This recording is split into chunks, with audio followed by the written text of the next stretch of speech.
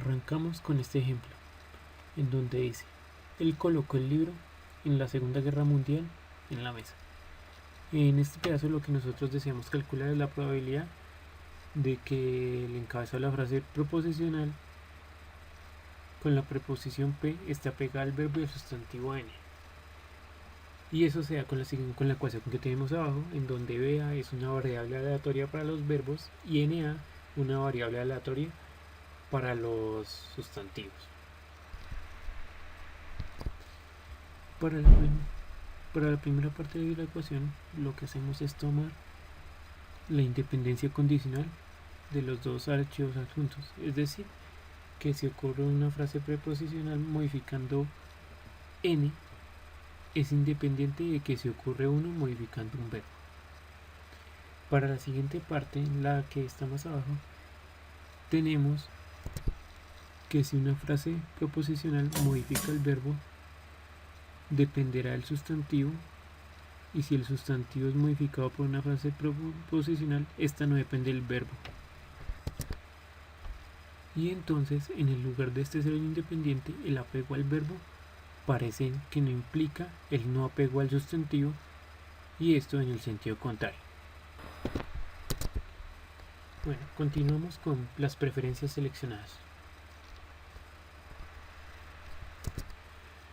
Para esto tenemos que lo que se denomina como preferencia de selección o restricción de selección es en donde la mayoría de los verbos prefieren ciertos argumentos de un tipo particular.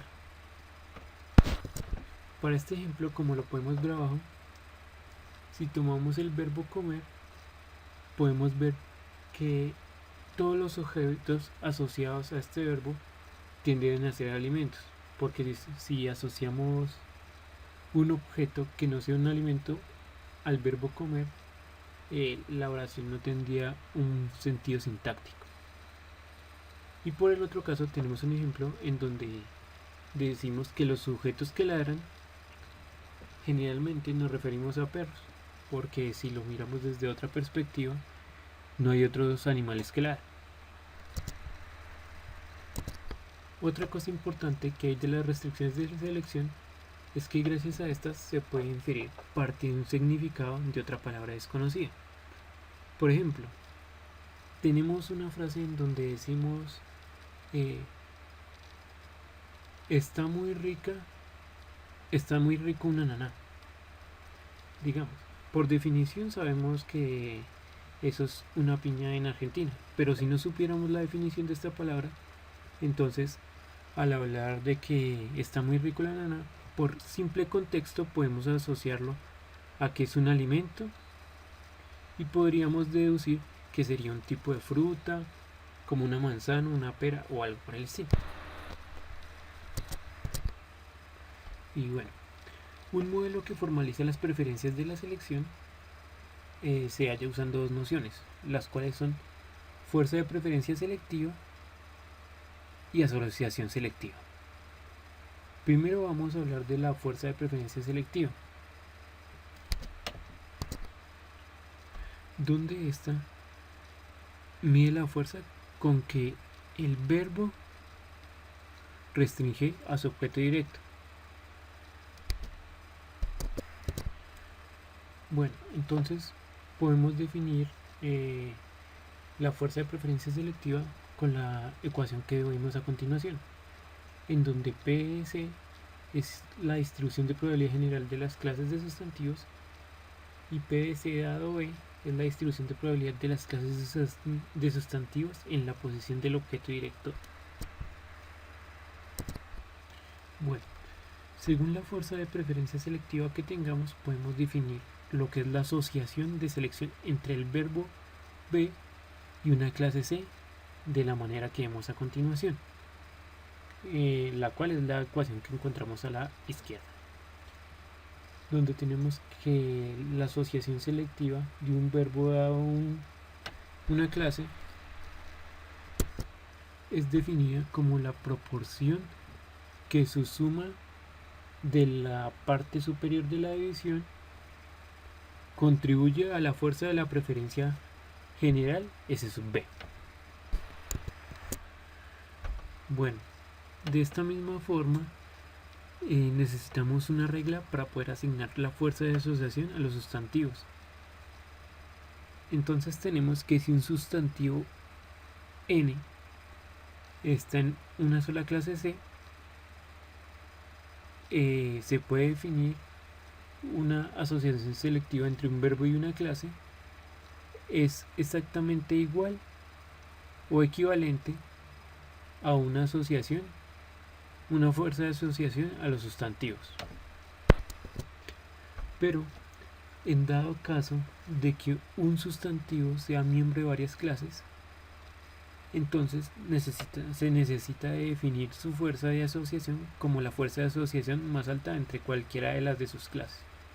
Como podemos ver en la ecuación de la derecha, tenemos que la fuerza de asociación de los sustantivos es exactamente igual al máximo de la fuerza de la asociación selectiva entre un verbo y una clase, teniendo en cuenta que la clase C pertenece a las clases que contienen al sustantivo N.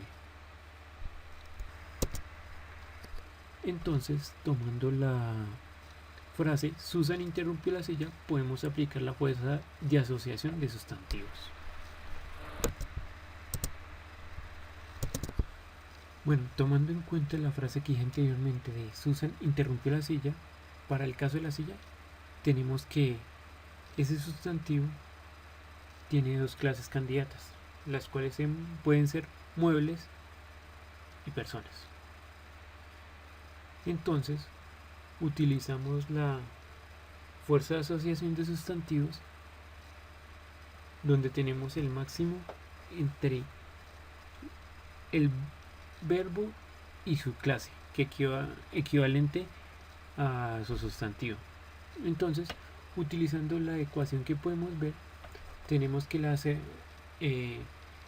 fuerza de asociación, en donde tomamos el verbo interrumpir y el sustantivo personas, es mucho más frecuente que la fuerza de asociación entre el verbo interrumpir y el sustantivo muebles.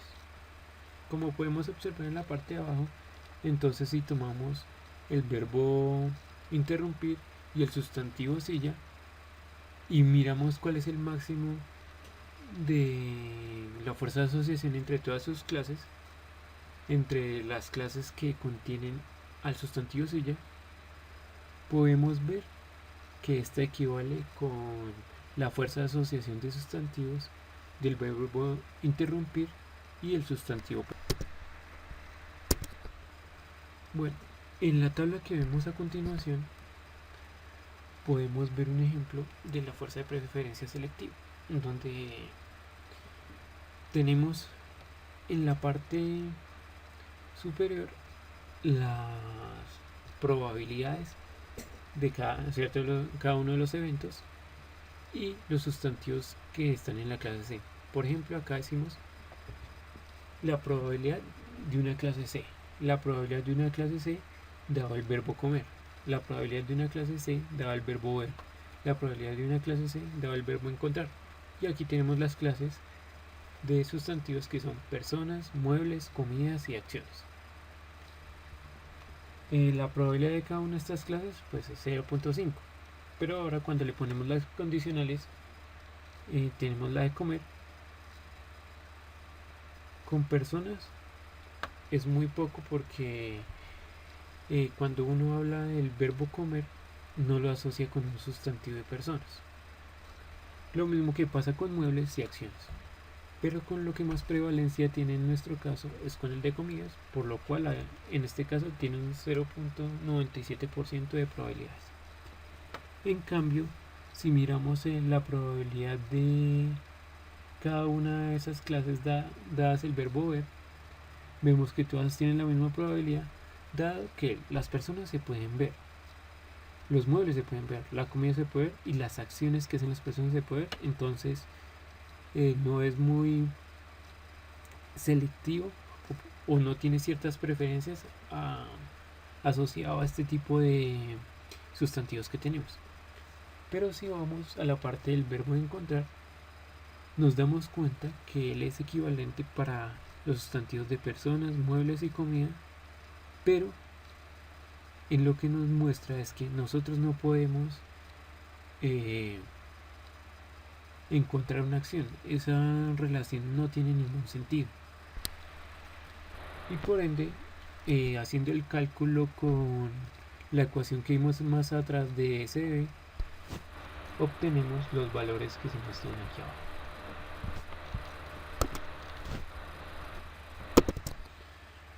Bueno, ahora lo que nos resta es estimar la probabilidad de que ocurra un objeto directo en la clase del sustantivo C dado un verbo B.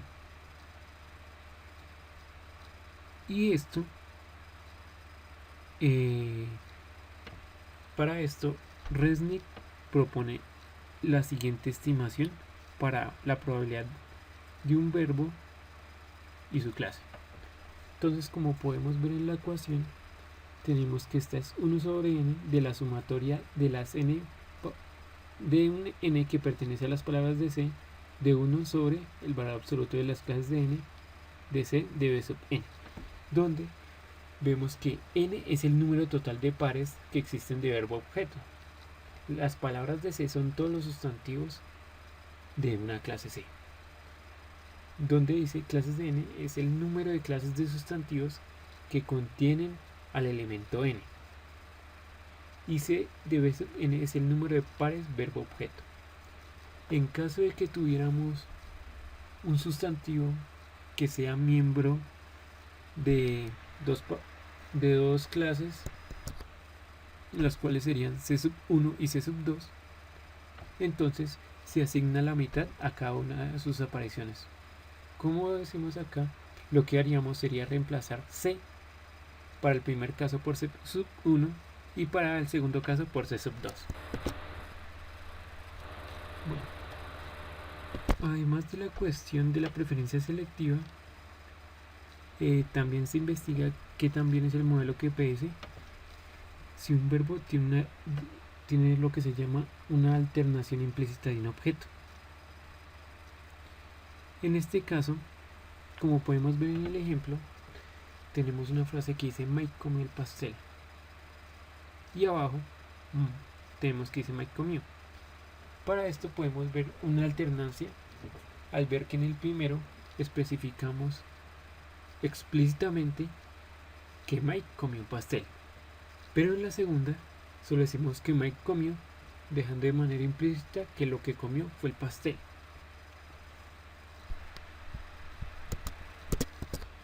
Y para esto obtenemos que este fenómeno se ha debido que entre más restricciones se ponga un verbo sobre un objeto, es más probable que se pueda construir un objeto implícito. Como lo pudimos ver en el ejemplo, al ponerle la restricción de que él tuvo que haber comido un pastel, nos dio la probabilidad de que solo con decir él comió, dado la frase que tuvimos anteriormente, asumiéramos que lo que él comió fue un pastel. Y pues obviamente al tener el verbo comer, sin importar digamos qué sería, podemos asumir que es algún tipo de alimento, ya sea una fruta o alguno de otro. Bueno, y con esto podemos ver que la definición de la preferencia selectiva es un concepto principal, y de él deriva lo que es la fuerza de asociación de estos, como vimos en los ejemplos anteriores. Y decimos que la fuerza de preferencia selectiva es vista como el fenómeno más básico que puede explicar la aparición de estos objetos implícitos, así como la fuerza de asociación. Bueno, continuamos con similaridad semántica. Bueno, para explicar esto podemos mirarlo desde un ejemplo, en el cual tenemos el siguiente ejemplo. Un ejemplo que es esta frase: Susan nunca había comido un durian fresco. Nosotros por definición no sabríamos qué es un durian, pero lo que se nos da es que el durian tiene una similitud semántica a lo que es una manzana, un mango y un plátano,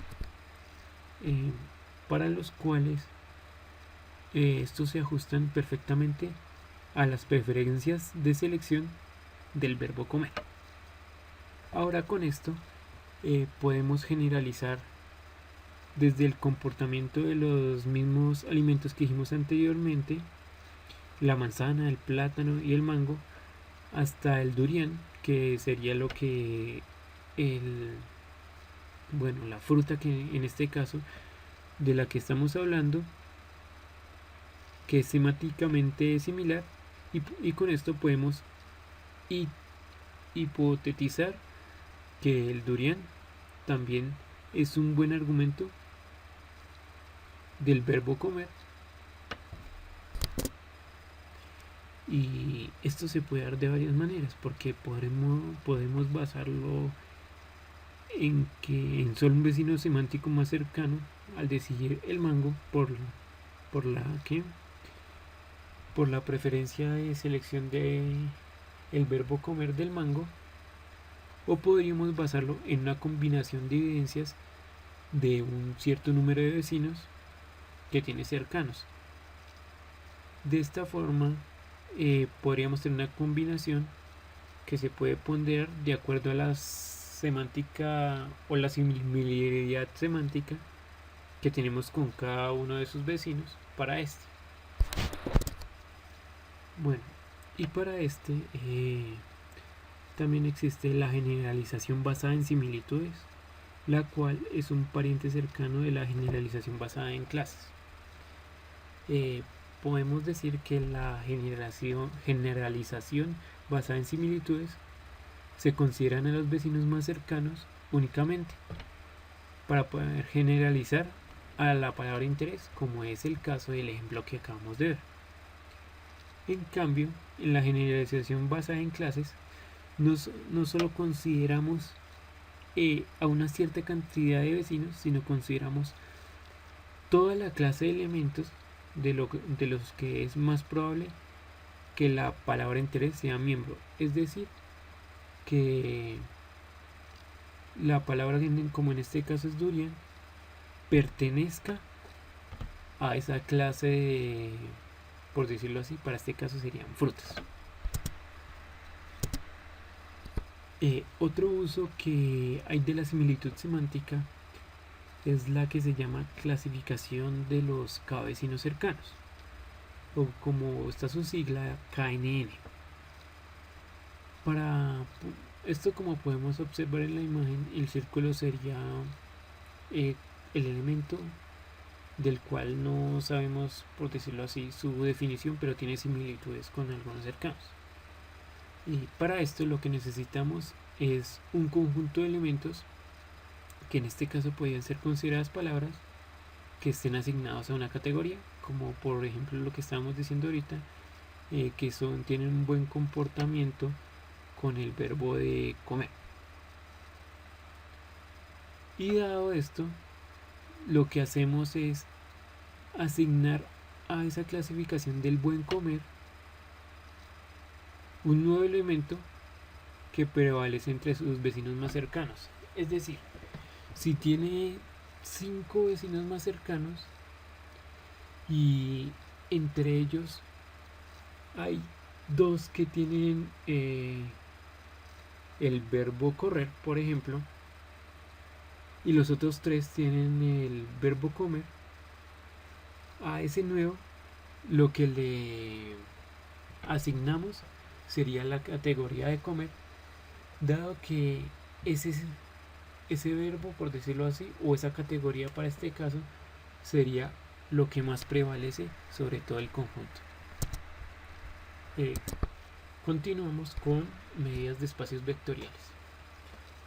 Para este podemos ver un espacio de documentos en donde la matriz que se presenta representa las palabras como cosmonauta, astronauta, luna, carro y tractomula o camión como vectores en el espacio de documentos, los cuales son como aparece en la tabla de 1, de 2, de 3, de 4, de 5 y de 6. En donde vemos que la entrada sub y j o cada una de las casillas que hay dentro de la tabla representa el número de veces que aparece la palabra J en el documento I. Es decir, para este caso estamos viendo como un vector que la palabra cosmonauta aparece una vez en el documento 1, 0 en el documento 2, 1 en el documento 3 y así sucesivamente. En este caso las palabras se consideran similares en la medida en que aparecen en los mismos documentos. Para este caso podemos decir que astronauta es similar a luna dado que aparecen en el mismo documento, lo mismo que carro y camión dado que ambos se encuentran en el documento número 1. O la otra frase que se podría decir es que coexisten en ese documento. Dado esto, podemos continuar con vectores binarios.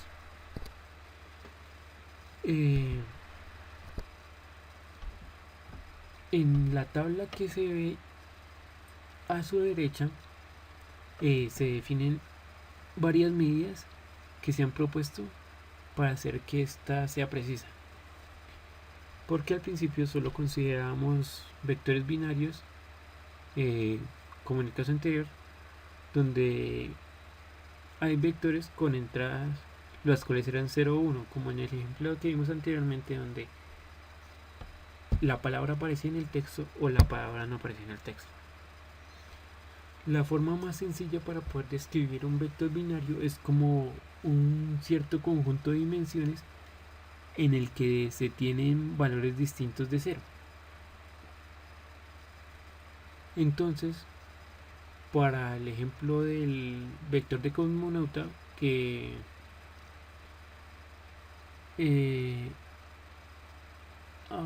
bueno, podemos representar un ejemplo de otra tabla en la cual tenemos que cosmonauta se asocia a ¿qué? A un sustantivo que es soviético, a otro de caminata en el espacio.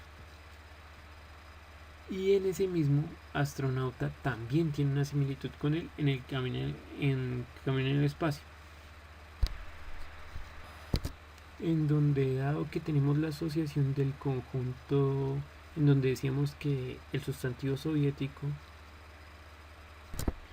y el sustantivo especial contenían a la palabra cosmonauta, o ambos eran pertenecientes del vector cosmonauta, se podría representar como el vector con el primer elemento, que es el sustantivo soviético, y el segundo camino espacial. Ya teniendo este vector, podemos calcular las similitudes utilizando las operaciones de conjuntos que podemos ver en la tabla, en donde tenemos el coeficiente de coincidencia, en donde este lo que hace es contar el número de dimensiones en que ambos vectores no son 0. Y pues a diferencia de las otras medidas que de este no tiene en cuenta la longitud de los vectores y el número total de entradas distintas de 0 en cada uno. Como podemos ver ahí, es una intersección en donde solo toma los valores donde son 1. Para el segundo, que sería el coeficiente de Dice, lo que hacemos es normalizar la longitud y esta la dividimos por el número total de entradas, que son distintas de 0.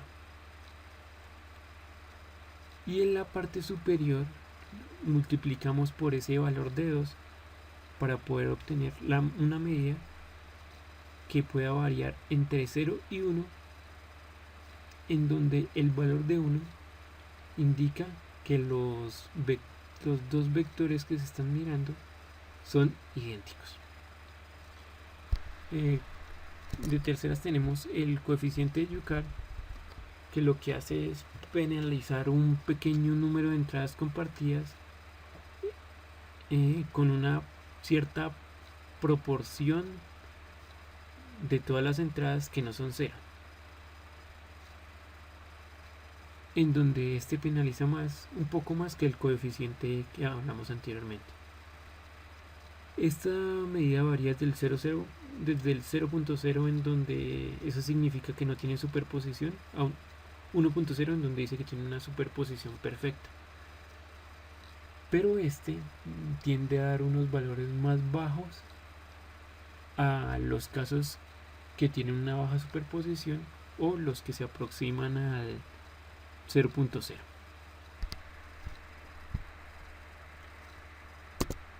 Continuamos con el coeficiente de superposición. Este coeficiente tiene un valor de 1, o obtiene un valor de 1 si en cada una de las dimensiones, si cada dimensión con un valor distinto de 0 para el primer vector también es distinto de 0 para el segundo vector, o viceversa. En otras palabras, podríamos decir que si cada dimensión de un vector X es diferente de 0, también existe debe existir lo mismo para un vector Y.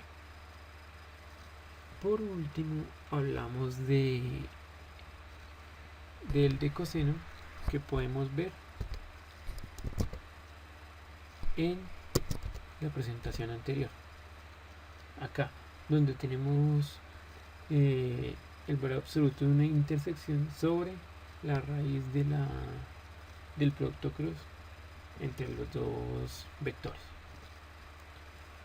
Bueno, para este es muy parecido, si no se puede considerar igual, al coeficiente de Dice, en el caso en que estos vectores, que para todos los vectores tengan un mismo número de entradas distintas de 0.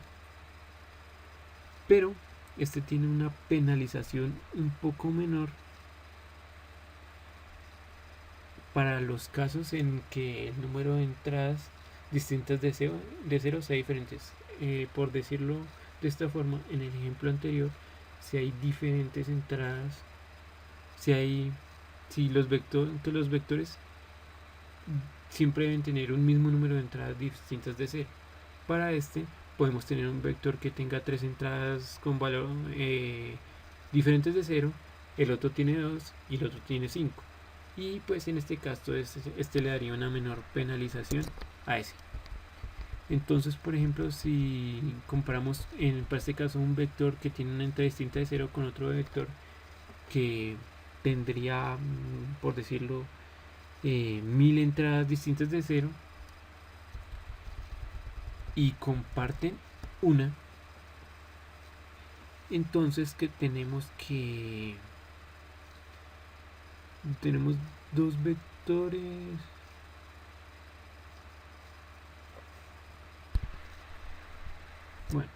en donde con estos valores podríamos tener que con el coeficiente de Dice el resultado nos daría aproximadamente 0.0002, y aplicando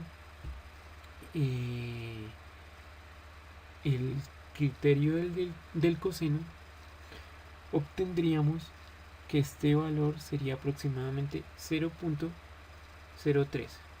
Y pues la propiedad del coseno es importante en la estadística del procesamiento del lenguaje natural, ya que a menudo nosotros comparamos palabras u objetos que tienen diferentes cantidades de datos. No es muy poco usual que tengan una misma cantidad de datos iguales. Bueno, hablamos de los vectores binarios, pero estos solo tienen un bit de información en cada dimensión. Entonces, una mejor representación, una representación que tiene más poder para estos objetos lingüísticos, es el espacio vectorial de un valor real. Entonces tenemos, como podemos ver en la imagen de la izquierda, tenemos un vector de valor real x de dimensionalidad n, el cual tendría una secuencia de números de n números reales, donde el x sub i podría denotar el 10º componente de x, y los componentes de este vector se escriben correctamente en forma de columna, como lo podemos notar ahí.